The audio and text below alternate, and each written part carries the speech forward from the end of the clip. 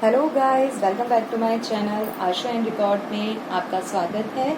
मैंने कल नरमपंथी और उग्रपंथियों के बारे में बताया था, पूरा डीपली बताया है। अब मैं आज बता रही हूँ MPSC 004 का नरमपंथी और उग्रपंथियों के बीच विभाजन क्या है, इन दोनों के बीच मतभेद क्या है, तो उसके बारे में मैं बताऊंगी। भारत ने अंग्रेजों के आगमन से पूर्व जो संघर्ष किया था उसकी तुलना में नरमपंथियों ने अपने विचारों के आधार पर ब्रिटिश शासन को सर्वाधिक लाभप्रद और भारत के हितों में घोषित कर दिया। तो नरमपंथी और उग्रपंथी अगर आप समझ जाएंगे फर्स्ट पार्ट में मेरे, तो ये सेकंड पार्ट में आपको दोनों चीज समझ आ जाएगी। तो इसमें फर्स्ट पॉइंट में ये कहना चाह रहा है कि सर्वाधिक लाभप्रद कौन सी विचारधारा थी, वो थी नरमपंथियों ने अपने आप को साबित कर दिया था, अपने आप को घोषित कर दिया था कि वह सबसे भारत के हित में है। उसके बाद सेकंड है, नरमपंथियों के विपरीत उग्रपंथी ने सदैव ब्रिटिश शासन को एक अभिशाप समझा है। जो उग्रपंथी है वो ब्रिटिश को हमेशा अपने लिए अभिशाप समझते थे, जो भारत में शासितों को भी न्याय नहीं दे सकता, कि जो भारत में शासित लोग भी होंगे उनको भी न्याय नहीं दे सकता। अब इसका थर्ड पॉइंट है, नरमपंथी क्रमिक सुधारों के माध्यम से स्वशासन प्राप्त इसका करना चाहते थे। तो नरमपंथी जो थे वह क्या करना चाहते थे, किस चीज के सुधारों से, क्रमिक के सुधारों के माध्यम से प्राप्त करना चाहते थे स्वशासन, खुद का शासन। इसके विपरीत उग्रपंथी ने स्वराज पर बल दिया। अब दोनों में डिफरेंस क्या है, वह स्वराज पाना चाहते थे किसके जरिए, नरमपंथी मतलब कि क्रमिक के सुधारों के जरिए वह इसमें सुधार पाना चाहते थे। लेकिन जो उग्रपंथी थे वह डायरेक्ट ही कहते थे कि हमें स्वराज पर बल दिया उन्होंने। नेक्स्ट पॉइंट है, इसमें फोर्थ पॉइंट में बोल रहा है, उग्रपंथी जहां राष्ट्र हित में हिंसा का सहारा लेना भी उपयुक्त समझते थे, वहीं नरमपंथी शासकों के साथ सीधे संघर्ष से बचने हेतु संवैधानिक ढंग से शांतिपूर्ण तरीकों का ही समर्थन करते थे। तो जो उग्रपंथी थे वह क्या करते थे, राष्ट्र हित में हिंसा का सहारा लेना भी उपयुक्त समझते थे कि वह हिंसा करके भी अपने स्वशासन को प्राप्त कर सके। लेकिन उसी के विपक्ष जो नरमपंथी थे वो कहते थे कि नहीं, हम संवैधानिक तौर से शांतिपूर्ण तरीके से हम स्वशासन करेंगे।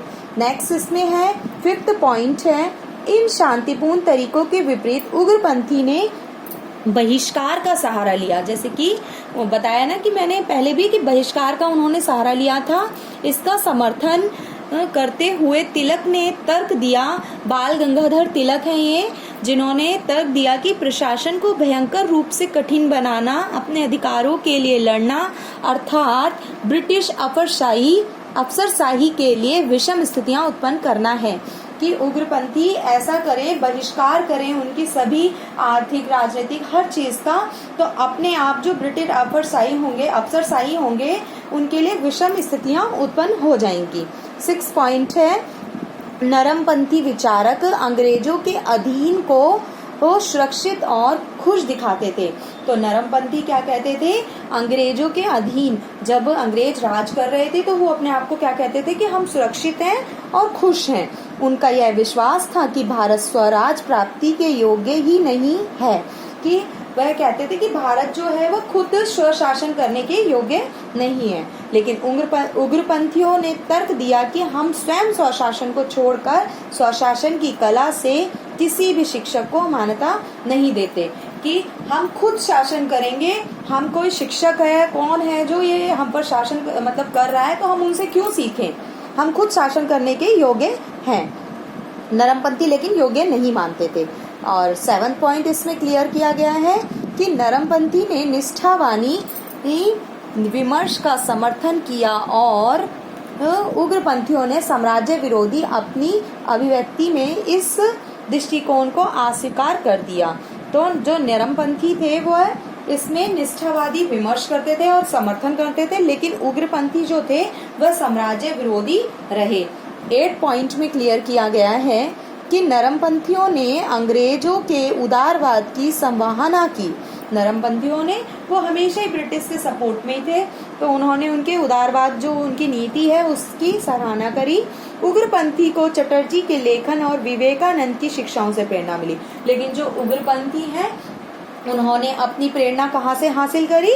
उन्होंने चटर्जी और विवेकानंद की शिक्षाओं से प्रेरणा मिली। अब ब्रिटिश शासन के प्रति विरोध के संवैधानिक उपायों ने अनेक विश्वास को देखते हुए नरमपंथियों ने समझौते और संघर्ष का मार्ग चुना, जबकि स्वराज की मांग का समर्थन करते हुए उग्रपंथी बहिष्कार और हड़ताल जैसे साधनों का सहारा लेकर शासन के खिलाफ सीधी कार्रवाई ही एकजुट होकर करते रहे। ये उग्रपंथी थे। नरमपंथियों ने संवैधानिक तौर से विश्वास को देखते हुए नरमपंथियों ने समझौता किया। किसके विश्वास को देखते हुए? उग्रपंथियों के। तो उनके साथ समझौता करने की कोशिश की उग्रपंथी वालों के विचारधारा के साथ, लेकिन उन्होंने नहीं किया। वह अपने काम में जुटे रहे, बहिष्कार करते रहे, हड़ताल करते रहे, साधनों का सहारा लेकर उनके खिलाफ सीधी कार्रवाई करते रहे। आई होप आपको मेरी वीडियो अच्छी लगी होगी। प्लीज लाइक करें, शेयर करें और ज़्यादा से ज़्यादा कमेंट करें, मुझे बताएं कि कैसी लग रही है। Thank you.